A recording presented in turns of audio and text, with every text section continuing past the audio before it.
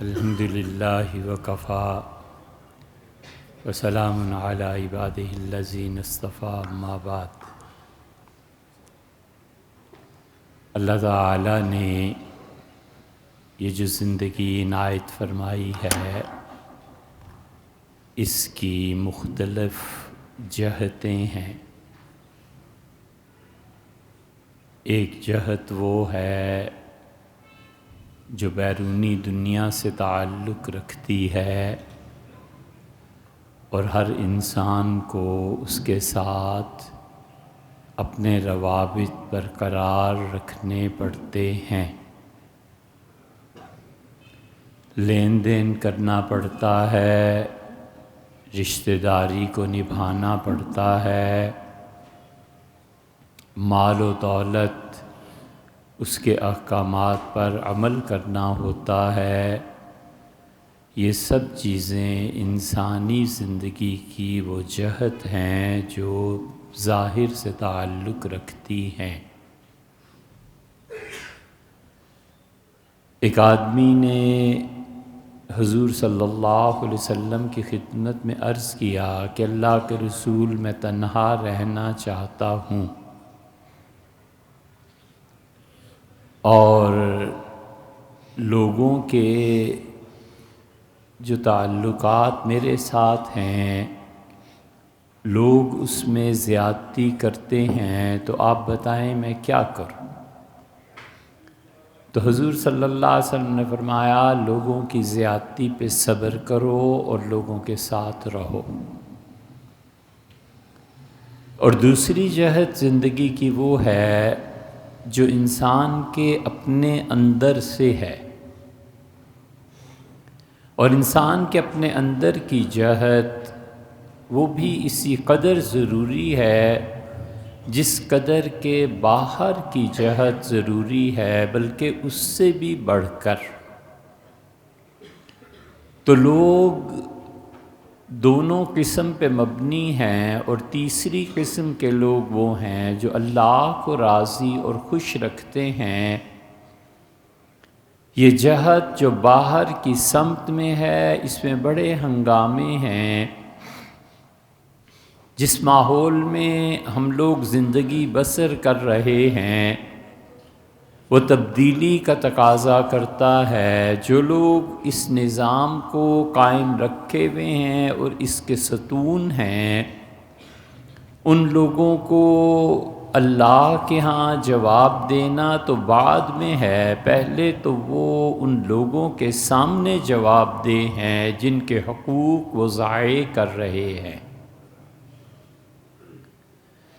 اسی ایک چیز تو یہ ہے کہ لوگ اپنے نظام سے تنگ ہوں، وہ اس کے خلاف بولنا چاہیں، وہ اس کے خلاف لکھنا اور تبدیلی کے خواہاں ہوں، بالکل عین حق۔ حضرت رسالت پناہ صلی اللہ علیہ وسلم سے پوچھا گیا کہ کیا ہم اپنے خلفاء کے خلاف تلوار اٹھائیں؟ تو حضور صلی اللہ علیہ وسلم نے فرمایا کہ الا ان تروا کفرا بواح، جب تم دیکھو کہ وہ کھلے ہوئے کفر پہ آ گئے ہو تو پھر اس نظام میں نہ رہنا اور حکومتوں کے خلاف گویا بغاوت کرنا۔ اور ایک مرتبہ یہ فرمایا کہ ما دام فیکم الصلاۃ، جب تک وہ نماز پڑھتے رہیں، تمہیں پڑھاتے رہیں، نماز کا نظام قائم رہے تب تک ٹھیک ہے، اگر وہ نماز کو چھوڑ دیں تو پھر تم اٹھ کھڑے ہو۔ اسی لیے جتنے اموی تھے، اس بنو امیہ کے خلاف جتنے بھی الزامات تھے، ان میں سے ایک بہت بڑی چیز یہ تھی کہ وہ نماز کو بے وقت پڑھتے ہیں۔ مسجد میں اس وقت آتے ہیں جب لوگ نماز سے فارغ ہو جائیں، جمعے کو وقت سے ہٹا کر پڑھتے ہیں۔ یہ بنو امیہ کے خلاف مستقل ایک جرم تھا، اور عمر بن عبدالعزیز رحمۃ اللہ علیہ نے اپنے بعض گورنرز کو لکھا کہ خبردار، میں نے اگر سنا کہ تم نماز کے اوقات میں لوگوں کے ساتھ نہیں ہوتے اور نماز نہیں پڑھاتے تو دو چیزیں ہوں گی، ایک تو تمہارا عہدہ ختم ہو جائے گا، اور عہدے کے اختتام کے بعد اگر تم یہاں آئے دمشق میں تو میرا چہرہ نہ تم دیکھو گے نہ میں تمہیں دیکھوں گا، کبھی بھی آ نہیں سکو گے۔ ایک جہت یہ ہے۔ اب اس میں امت میں متفرق لوگ ہیں، وہ بھی ہیں جو تلوار اٹھانے کو بالکل ناجائز سمجھتے ہیں کہ ان سے لڑائی نہ کی جائے، اور وہ محدثین ہیں۔ اسی لیے اہل حدیث حضرات کے ہاں اصل مسلک یہ ہے کہ حکومت کے خلاف بغاوت نہیں ہوگی، اور تمام ائمہ میں سب سے نرم فتویٰ امام ابو حنیفہ رحمۃ اللہ علیہ کا ہے۔ انہوں نے کہا کہ اگر 2 شرائط تم پوری کر سکو تو کوئی حرج نہیں ہے۔ ایک تو یہ کہ تم پہلے سے بہتر نظام لا سکو 100% یقین کے ساتھ، اور اگر تم نہیں لا سکتے تو یہ تم ایک اور مصیبت میں گرفتار ہو جاؤ گے، فتنہ پڑ جائے گا۔ اور انہوں نے فرمایا دوسری یہ کہ وہ حکومت واقعی اس طرح کی ہو کہ اسے بدلنا چاہیے، یہ خارج کا نظام ہے، ہر آدمی اس پہ سوچتا ہے، باشعور شہری اس پہ سوچتا ہے، تبدیلی اور استحکام دونوں سوچتا ہے کہ انہیں قائم رہنا چاہیے، انہیں نہیں رہنا چاہیے، یہ لوگوں کا حق ہے، وہ سوچتے ہیں اور عمل کرتے ہیں۔ اور اس کی دوسری جہت انسان کے اندر کی دنیا ہے، جو اس دنیا سے کہیں زیادہ ضروری بھی ہے، اور اسلام کے ساتھ جو چیزیں بدلی ہیں اور لوگ اس کا نام لے کے جس تبدیلی کی طرف چل پڑے ہیں، وہ باہر کی جہت کے ساتھ کی تبدیلی ہے، اندر کی نہیں۔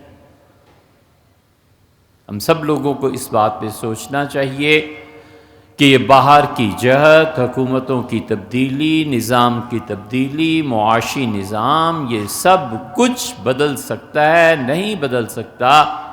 کیا ہو سکتا ہے، اور اس میں نقصان اور اس میں جو بہت بڑی بھول ہے کہ آج ہر بچہ مسلمانوں کا پوری امت میں، پورے ملک میں انقلاب آئے اور حکومت تبدیل ہو، اور ہم یہ کر دیں گے، وہ کر دیں گے، جہاد ہو، اور اس کے ساتھ ساتھ ان کی اکثریت غافل ہے کہ تم اللہ کا ذکر کتنا کرتے ہو، تمہارا دل کتنا بنا ہوا ہے، جن چیزوں کو اللہ نے حرام قرار دیا ہے کیا تم اپنی نجی زندگی میں اس حرمت سے اجتناب کرتے ہو؟ باہر کے کھوکھلے نعروں نے، جس میں وہ کچھ نہیں کر سکتا، انسان مصروف ہے کس نام سے اجتہاد ہونا چاہیے، کس نام سے جہاد ہونا چاہیے، کس نام سے ہمیں اس طرح کرنا چاہیے، اور ایک اپنا گھر تو کیا اپنے اندر کو تبدیل نہیں کر سکتا، اور چلا ہے وہ پوری امت کو تبدیل کرنے۔ یہ تمہارے اندر کیا ہو رہا ہے؟ ایک دہریہ تمہیں مل جائے اور چند منٹ وہ گفتگو کرے تو اللہ پر اعتماد اور ایمان اکھڑ جاتا ہے۔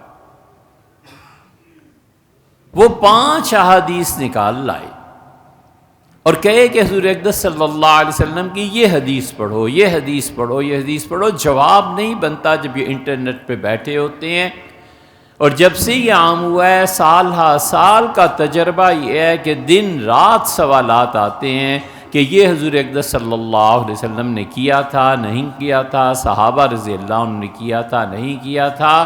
وہ اللہ کا ذکر، وہ اللہ کی یاد، وہ مراقبات، وہ خدا کے ساتھ تعلق، وہ قبر کا خوف، یہ سب چیزیں اس کی دنیا سے رخصت ہیں، اور وہ نظام تبدیل کرنے میں محو ہے۔ بڑے سے بڑی بات اور تجویز اور جوشیلے نعرے، یہ اس کا سرمایہ ہے۔ اس اندر کا کیا بنے گا جب اللہ کے ہاں پیش ہو؟ اس جہت سے غفلت اور اپنے اندر سے غفلت انسان کو ڈبو دیتی اور آخرت برباد ہو جائے گی۔ اس لیے جو آدمی بھی ایسا کام کرتے ہیں یا کرنا چاہتے ہیں، ان کے لیے یہ بھی ضروری ہے کہ اپنے اندر جھانکیں کہ میرا جسم اللہ کی نافرمانی سے محفوظ ہے، میرا ایمان اللہ پہ پختہ ہے، کوئی حالت ہو جائے اور کیسی سختی اور دشواری ہو، میں نماز کا پابند ہوں، اور اگر نہیں ہے تو اسے کوئی حق بھی نہیں پہنچتا کہ خدا کی منشا اور خدا کی رضا کا ترجمان بنا پھرتا رہے اور لوگوں کو ان کے اندر سے غافل کر کے ظاہر کی طرف متوجہ کرتا رہے۔ اس کی اپنی زندگی کیا ہے؟ حضرت رسالت مآب صلی اللہ علیہ وسلم جانتے تھے کہ کون کس درجے پر پہنچے گا، اور بہت مرتبہ اظہار بھی فرمایا کہ یہ جہنمی ہے، یہ جنتی ہے، یہ شہید ہے، اس کے ساتھ یہ ہوگا۔ ایک آدمی نبی کریم صلی اللہ علیہ وسلم کو اشعار سنا رہے تھے، اور رسول اللہ صلی اللہ علیہ وسلم شاعری کو بہت پسند کرتے تھے۔ ابن رواحہ رضی اللہ عنہ کہتے ہیں کہ میں نے سفر کیا حضرت صلی اللہ علیہ وسلم کے ساتھ، اور جہاد کا سفر تھا، تو رات کا آغاز تھا، مجھ سے فرمایا شعر پڑھو۔ میں نے شعر پڑھا، حتیٰ کہ تہجد کے وقت تک 200 سے زیادہ اشعار مجھ سے سنے اور داد دی۔ اور غالباً عبداللہ ابن رواحہ رضی اللہ عنہ ہی تھے، کہنے لگے میں شعر پڑھ رہا تھا، اور سیدنا عمر رضی اللہ عنہ تشریف لائے اور رسول اللہ صلی اللہ علیہ وسلم کی نگاہ پڑی تو آپ نے فرمایا بس۔ تمہیں پتہ ہے کہ عمر ایسے اشعار کو پسند نہیں کرتے، حالانکہ سیدنا عمر رضی اللہ عنہ خود شاعر تھے،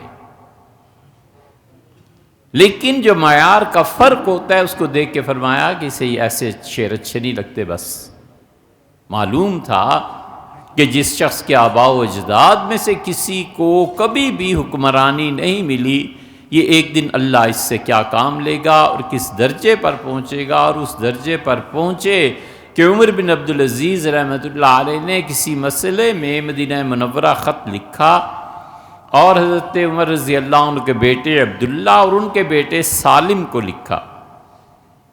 سیدنا عمر بن عبدالعزیز رحمۃ اللہ علیہ 7 برس مدینہ منورہ کے گورنر رہے،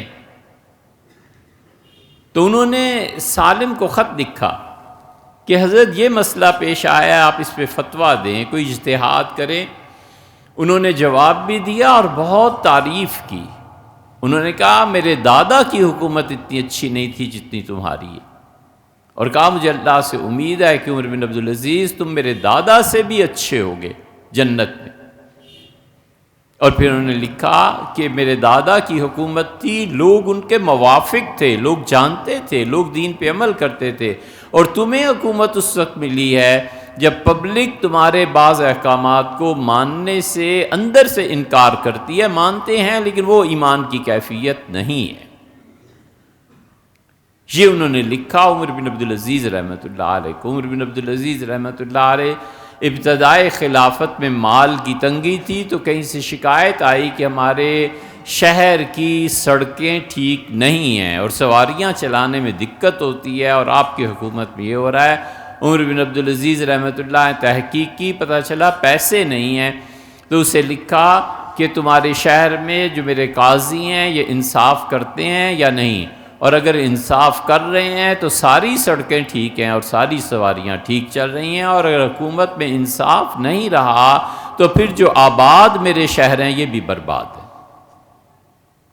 عدل قائم کرو۔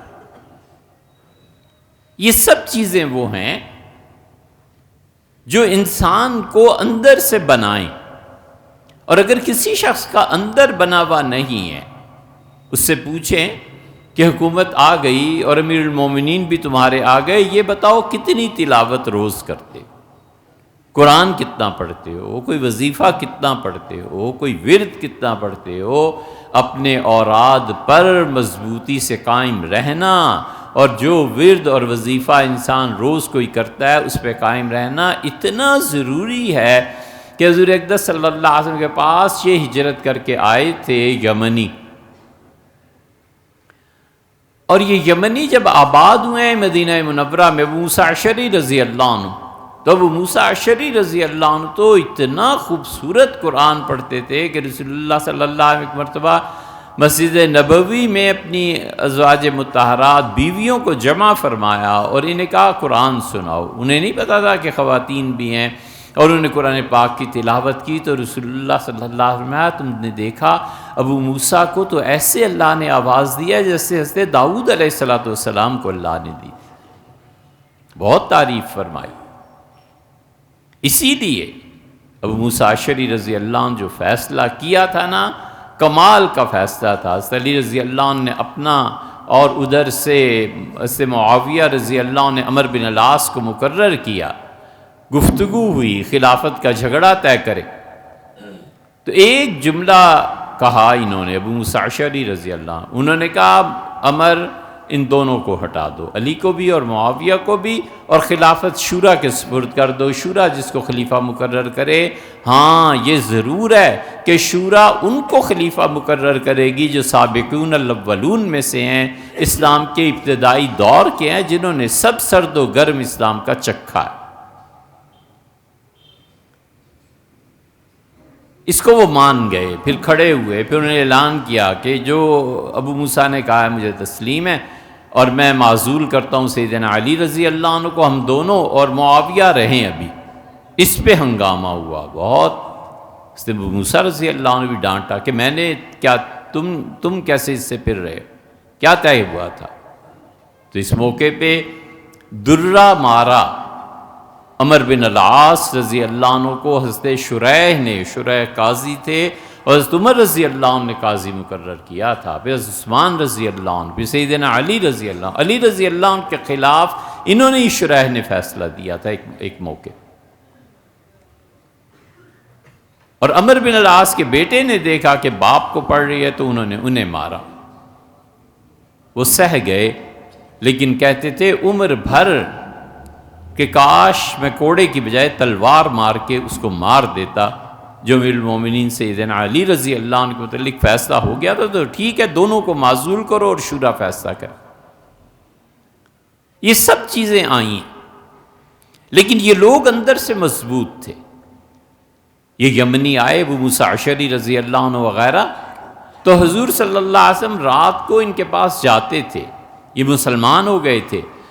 وہ صحابہ رضی اللہ عنہ کہتے ہیں گلی میں کھڑے ہو کے ہم سے باتیں کرتے تھے، جب تھک جاتے تھے تو ایک پاؤں پہ کھڑے ہو کے رسول اللہ صلی اللہ علیہ وسلم دوسرے پاؤں کو ریسٹ دیتے تھے، آرام دیتے تھے، پھر دوسرے پاؤں پہ، پھر پہلے پاؤں پہ، اور کبھی کبھی تو رات بھر ہم سے باتیں کرتے تھے کہ ہم پہ کیا مظالم ہوئے، مکہ میں کیا ہو رہا تھا، اور سناتے تھے۔ اور بنی اسرائیل، تورات اور انجیل، اس کے قصے بھی رسول اللہ صلی اللہ علیہ وسلم سناتے تھے۔ اور ایک دن دیر سے تشریف آوری ہوئی تو میں نے عرض کیا کہ اللہ کے رسول آج تاخیر ہوگی۔ آپ نے فرمایا میں کچھ چیزیں روزانہ پڑھتا ہوں، آج مصروفیت زیادہ رہی اور وہ میں پڑھ نہیں پایا تھا، پھر مجھے خیال آیا کہ تم لوگوں کے پاس آنے سے پہلے میں اپنا وظیفہ پورا کروں، وہ زیادہ ضروری۔ ہم میں سے کتنے لوگ ہیں جنہوں نے کچھ نہ کچھ مقرر کیا ہوا ہے کہ روز ایک پارہ پڑھوں گا، ایک صفحہ ہی پڑھ لوں گا۔ یہ سب غفلتیں اندر کو برباد کرنے والی ہیں، اللہ کی معصیت اور نافرمانی اور لذت اور مزے کی زندگی اور اسراف، یہ سب چیزیں انسان کے اندر کو برباد کر دیتی۔ اس لیے اندر کی جہد کا سوچنا ضروری ہے، قبر میں جانے کا سوچنا ضروری ہے کہ میں آج مر جاؤں تو کیا ہوگا، میں اس قابل ہوں کہ اللہ کے سامنے کھڑا ہو جاؤں اور اللہ کو جواب دوں۔ یہ سوچنا ضروری ہے کہ رسول اللہ صلی اللہ علیہ وسلم فرمایا قبر میں سب سے پہلا حساب شروع ہوگا نماز سے۔ میں اگر آج مر جاؤں اور خدا پوچھے کہ پہلے تو یہ بتاؤ نا نماز کتنی پڑھی اور کتنی چھوڑی، کیا جواب دوں؟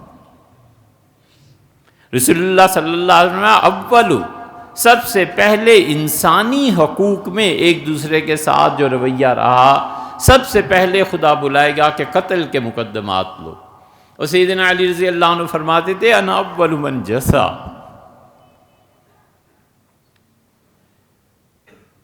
حقیقی مظلوم تھے۔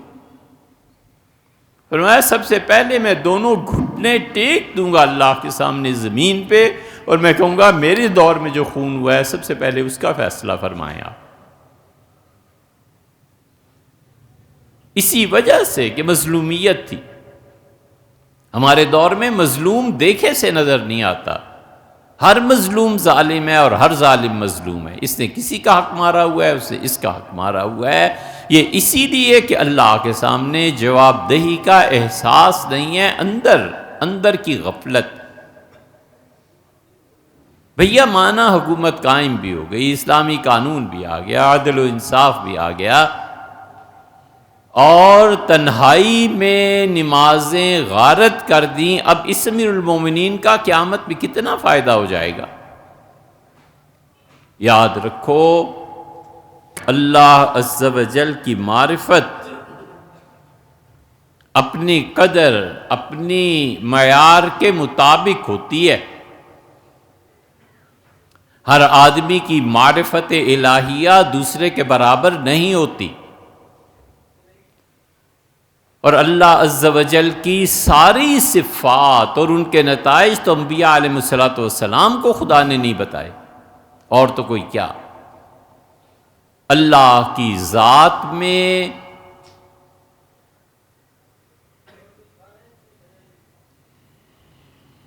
اللہ تعالیٰ کی ذات میں بحث کرنا اور جستجو کرنا اللہ کی ذات پہ یہ جسارت ہے. نہ کرے. اللہ کی صفات پہ بات کرنا اور اللہ کی صفات میں آگے بڑھنا یہ عین ایمان ہے اور مطلوب ہے. اس لیے معرفت خدا بندی اپنے اپنے درجے کے مطابق حاصل ہوتی رہتی ہے، اور اللہ عز و جل کی معرفت حرام ہے اس شخص پہ، بو تک نہیں سونگھ سکتا جس کی تنہائی پاک نہیں ہے. جس شخص کی تنہائی پاک نہیں ہے، عین ممکن ہے کہ اپنے پروردگار کی زیارت سے قیامت میں بھی محروم رہے. یہ نمازیں کیوں ہیں؟ یہ نمازیں اس وجہ سے ہیں کہ اللہ کی جو رویت ہوگی اور اللہ تعالیٰ کی جو تجلیات ہوں گی قیامت کے دن، وہ بڑی عجیب چیز ہے. اللہ کی ایک تجلی ہوگی جو بتوں کی صورت میں آئے گی، لوگ بتوں کے ساتھ چل پڑیں گے کہ تو ہی ہمارا خدا ہے. ایک تجلی ہوگی جو عیسائیوں کے خدا کی صورت میں آئے گی، جس کو بھی وہ مانتے ہیں.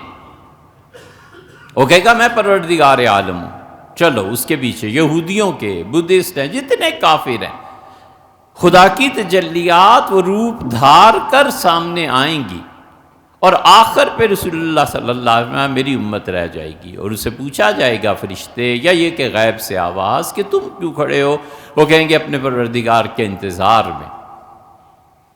وہ کہیں گے تمہارے خدا کی کوئی علامت؟ وہ کہیں گے کہ ہاں، ہمارا پروردگار جب آئے گا ہم پہ کرم فرمائے گا تو ایک علامت ہے کہ ہم سب حضور صلی اللہ علیہ وسلم کی امت ہی ہیں، بس خالص وہی رہ جائیں گے. اور رسول اللہ صلی اللہ علیہ وسلم جب اللہ کی تجلی آئے گی تو تم بے اختیار سجدے میں گر جاؤ گے، اور ان لمیٹڈ ٹائم، نامعلوم زمانے تک خدا کو دیکھ کے سجدے میں گرے رہو گے. قرآن کہتا ہے یکشف عن ساکن، جس دن اپنی ذات کا اظہار ہم کریں گے تو سارے لوگ سجدے میں گر جائیں گے، سوائے ان کے جو دنیا میں نماز نہیں پڑھتے تھے. ان کی کمر ہی نہیں جھکے گی اور دھڑام سے جا کر پیشانی زمین پہ لگے گی. اللہ نے کہا یدعون الی السجود وہم سالمون. دنیا میں انہیں سجدے کے لیے بلایا جاتا تھا اور یہ جان بوجھ کے حالت صحت میں بھی نماز نہیں پڑھتے تھے. قیامت کے دن یہ ہوگا. اس لیے اللہ کی وہ تجلیات سہنے کے لیے اندر دل چاہیے نا. یہ بار بار سجدے، ایک آدمی زندگی میں فرض کر لیجئے ساری نمازیں پڑھتا ہے، 1,00,000 سجدے اس کے پاس ہیں. یہ اس کے اندر کی طاقت ہے کہ جب وہ تجلیات پڑھیں گی تو سہ جائے گا اور جا کر سجدہ کرے گا اللہ کو. جس نے اپنے اندر یہ طاقت پیدا ہی نہیں کی، اسے کیا تعلق ہے خدا سے اور خدا کی معرفت سے؟ جس شخص کی تنہائی پاک نہیں ہے، اللہ عز و جل کی معرفت حرام ہے ایسے شخص پہ. اور امید یہی ہے بظاہر کہ وہ خدا کے اس دن کی تجلی سے بھی محروم اٹھایا جائے. یہ قبر ہے، جانا ہے.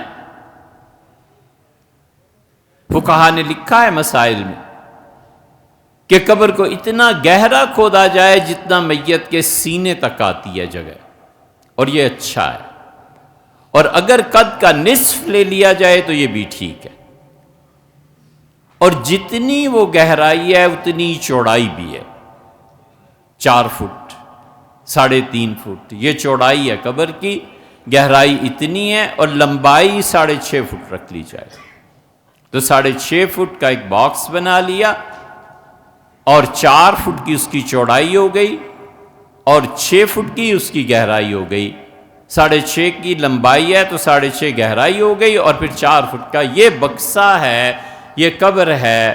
یہ کبھی تجربہ کرنا ہو، اللہ نہ کرے، مگر اس ملک میں ہو جاتا ہے کہ لفٹ اوپر چلتے چلتے نیچے آتے آتے رک جاتی ہے، یہ قبر ہی تو ہے، وہ قبر سیدھی ہوگی اور یہ اس طرح ہوگی، ہاریزنٹل کا اور ورٹیکل کا یہی تو فرق ہے بس، اور سب چھوڑ کے چلے آئیں گے۔ اسی لیے حضور اقدس صلی اللہ علیہ وسلم بتاتے تھے کہ یہ قبرستانوں میں جانا، قبروں پہ جا کر اللہ سے مانگنا، اپنی مغفرت کی دعا مانگنا، یہ سب چیزیں ایسی ہیں جو آخرت میں نفع دیں گی۔ حضور صلی اللہ علیہ وسلم قبرستان میں جاتے تھے، بیٹھ جاتے تھے۔ حدیث میں آتا ہے کہ نبی کریم صلی اللہ علیہ وسلم سکھاتے تھے، میت کو قبر میں اتارنے کا طریقہ سکھاتے تھے، میت کے ادب اور احترام کا۔ عثمان بن مظعون رضی اللہ عنہ کو رات کو تدفین ہو رہی تھی، حضور صلی اللہ علیہ وسلم کے بھائی بھی تھے یہ، یعنی دونوں نے ایک ہی خاتون کا دودھ پیا تھا، اور عمر رضی اللہ عنہ کہتے ہیں کہ میں اور ابوبکر رضی اللہ عنہ انہیں قبر میں اتار رہے تھے، اور ہاتھ سے وہ چادر جو تھی سلپ ہو گئی، تو رسول اللہ صلی اللہ علیہ وسلم نے تھاما لاش کو، اور ڈانٹ پڑی بہت سخت، فرمایا ادب لاخیکما، اپنے بھائی کا احترام نہیں کرتے، ادب کرو اس کا۔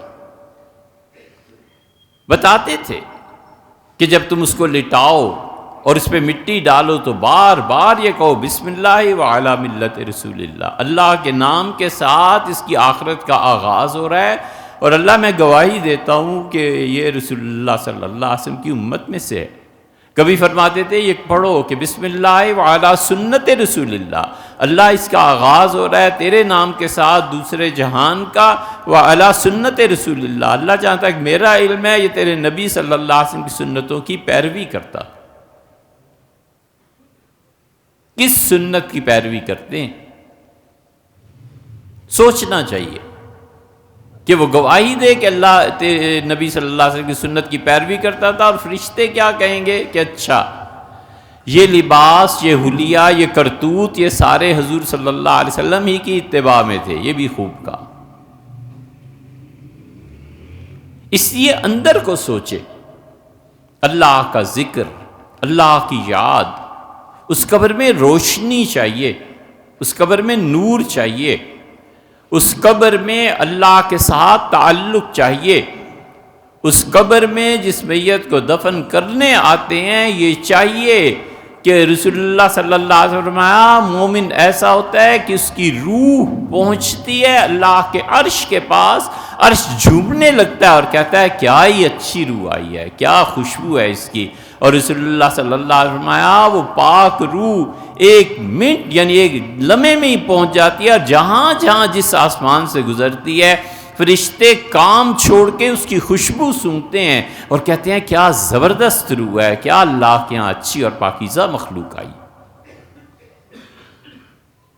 اور رسول اللہ صلی اللہ علیہ وسلم نے ہی بتایا، آپ نے کہا جس طرف اس کی نگاہ اٹھتی ہے خدا اس کی قبر کو کھول دیتا ہے، اور فرشتے کہتے ہیں سو جا، اور قیامت کے دن اٹھنا ہے اب، اور اسے اطمینان دلاتے ہیں، وہ کہتے ہیں کوئی ڈرنے کی بات نہیں۔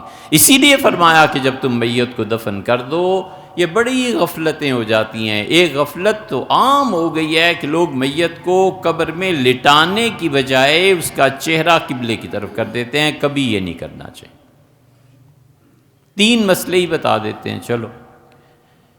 ایک مسئلہ یہ ہے میت کو ہمیشہ دائیں کروٹ پر لٹانا چاہیے، جیسے وہ سوتا ہے سنت کے مطابق دائیں کروٹ پہ لٹا کے پچھلی جو دیوار اس کی پشت کی طرف بنتی ہے وہاں پر کچی مٹی رکھ دینی چاہیے تاکہ یہ میت پیچھے گرے نہیں بلکہ اپنی دائیں کروٹ پر قائم رہے. آگے بھی رکھی جا سکتی ہے، پیچھے تو رکھنی ہی رکھنی.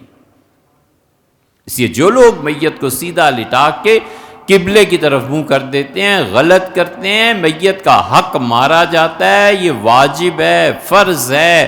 سیدھی کروٹ پہ لٹانا یہ واجب اور فرض ہے، اور حق بھی میت کا ہے، اسے کیوں مار رہے ہو؟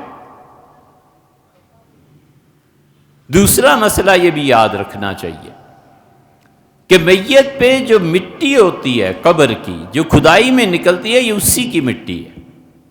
یہ اس کا حق بنتا ہے کہ اس مٹی کو پورے کا پورا ڈالا جائے. اس لیے قبر کی جو چھت ہوتی ہے جہاں پہ مٹی کا وہ کوہان بنا ہوا ہوتا ہے، حضور صلی اللہ علیہ وسلم نے ایک کو دیکھا اور ابن ماجہ میں آتا ہے وہ ٹیک لگا کے بیٹھا ہوا تھا. نبی کریم صلی اللہ علیہ وسلم ایسے نہ کرو، تمہیں نہیں پتا اس سے میت کو تکلیف ہوتی ہے. وہ مٹی اس کا حق ہے، وہاں سے اٹھا کر لے جاتے ہیں، لپائی کرتے ہیں گاؤں وغیرہ میں وغیرہ وغیرہ، ضائع کر دیتے ہیں. اور اسی طرح حضور صلی اللہ علیہ وسلم نے بتایا کہ جب میت کو دفن کر لو تو تم میں سے جو جتنا اس کے قریب ہے اسے چاہیے اتنا وقت اس کی قبر پہ بیٹھ کے اللہ سے دعا مانگے، ذکر کرے. اب الآن یسأل، اب اس سے سوالات ہو رہے ہیں اس کی روح سے، اور تم بیٹھو گے تو اسے سکون رہے گا تمہاری وجہ سے، اس کو اطمینان رہے گا کہ میرے دوست، یار، بھائی، ماں، بیٹا، کوئی نہ کوئی بیٹھا. یہ سب چیزیں لوگوں نے چھوڑ دیں، اور اب تو تدفین میں بھی نہیں جاتے. چلے جائیں تدفین میں تو بس جنازہ، دعا اور چل پڑے. بیٹھنا چاہیے، جتنا زندگی میں تعلق تھا اتنا تو بیٹھنا چاہیے. مولوی سمیع اللہ صاحب تھے، سپریم کورٹ کے وکیل تھے پورے انڈیا کے. سر سید کا زندگی بھر رہا. سر سید احمد خان اپنے وقت پہ آتے تھے، گھر سے چائے آتی تھی، پیتے تھے، اور ٹھیک وقت پہ مولوی سمیع اللہ آئے کورٹ جانے کے لیے، اور سر سید کے پاس بیٹھ کے چائے پی اور چلے گئے. سر سید کا انتقال ہو گیا. بڑے رئیس تھے مولوی سمیع اللہ صاحب، بڑے مقدمات اور فیسیں. نوکروں سے کہا کہ کرسی رکھو اور میز رکھو سر سید کی قبر پہ، اور موت سے 3 دن پہلے تک روزانہ آتے تھے، بیٹھتے تھے سر سید کی قبر پہ، چائے پیتے تھے، کبھی نہیں بھی پیتے تھے، کبھی رو دیتے تھے، اٹھ کے چلے جاتے تھے. تو کسی نے پوچھا مولوی صاحب اتنی پابندی کس وجہ سے؟ کہا ہم دونوں نے عہد کیا تھا کہ عمر بھر ایک ساتھ رہیں گے. تو بڑی بے وفائی ہے. کہاں ایسے دوست ہیں، کہاں اخلاص ہے، کہاں محبتیں، وفاداری کہاں ہے؟ یہ وفا تو ایسی غائب ہوئی ہے کہ ڈھونڈے سے نہیں ملتی. ایک آدمی ہے، اس نے اپنی زندگی تمہارے حوالے کر دی ہے، ایک عورت ہے، اس نے اپنی زندگی تمہارے حوالے کر دی ہے. دونوں کو ذرا خیال نہیں آتا کہ یہ زندگی بھر کا پیمان ہے، یہ وفا ہے، یہ محبت ہے، یہ ایک دوسرے کے ساتھ جینا مرنا ہے، ایک دوسرے کو ایک دوسرے کے حوالے کیا. اسی لیے قرآن کہتا ہے کہ وہ اپنے آپ کو تمہارے حوالے کر چکی. لیکن اندر وفا ہو، اندر بنا ہوا ہو، تو پھر یہ زیادہ صحیح انسان بنتا ہے، بجائے اس کے کہ دنیا بھر میں وہ جھنڈے لہراتا رہے اور تقریریں کرتا رہے، اور اپنے اندر کو دیکھے تو نماز تک کی پابندی نہیں ہے. کیا انقلاب آنا ہے اور کیا حالت بدلنی.